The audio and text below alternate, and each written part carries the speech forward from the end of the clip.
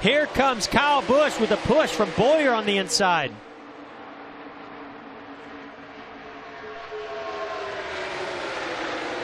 Oh, no, Benedetto! And everybody! Good. Oh, no. Are you kidding me? This is big. Wow. But it.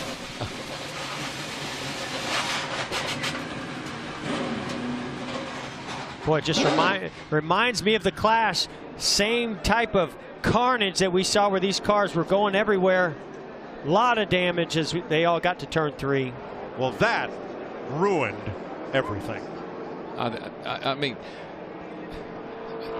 sometimes I'm speechless. I'm speechless.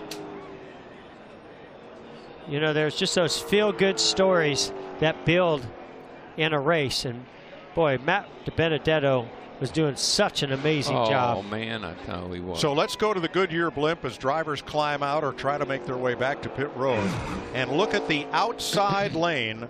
DiBenedetto and Paul Menard. Yeah, Paul Menard giving a pretty nice push down the back straightaway to DiBenedetto. Gets to his right rear. Oh yeah, that just starts to turn him a little bit. Got him in the right rear.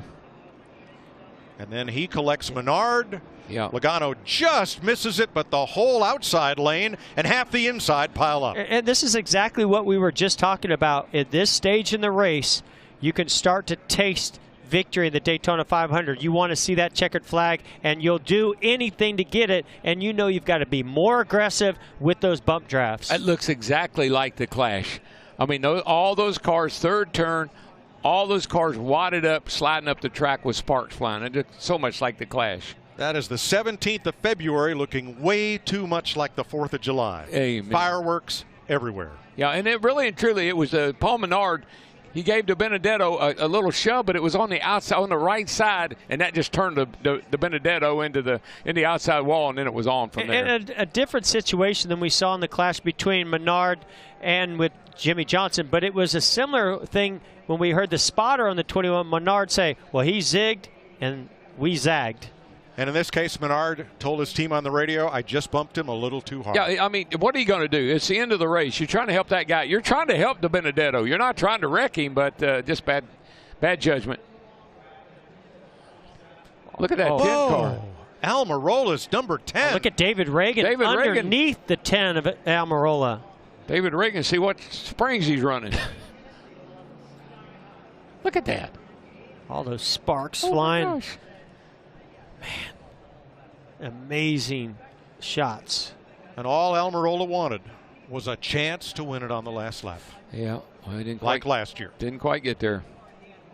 Close.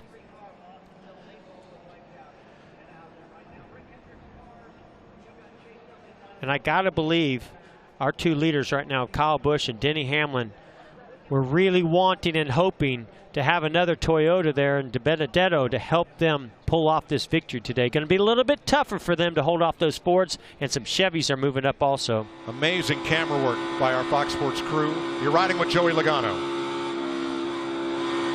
No run. Keep on, no. Keep coming, you're inside. Keep coming, come on, get away from me. Just one too many pushes there, Mike, is what I saw.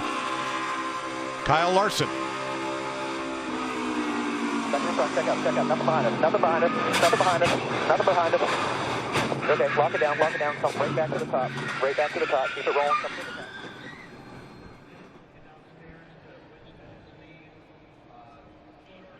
Well, I'm not sure. Okay, here's Austin Dillon's view. Still middle of 3 here. Spinning. Showering.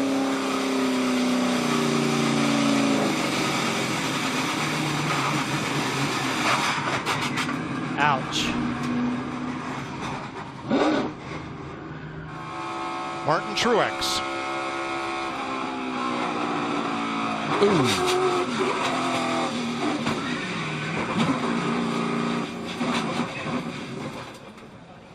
I was going to say, I'm not sure which list graphics is putting together, the cars involved in the wreck or the cars that missed it. We'll find out when we come back. Huge pileup near the end of the Daytona 500.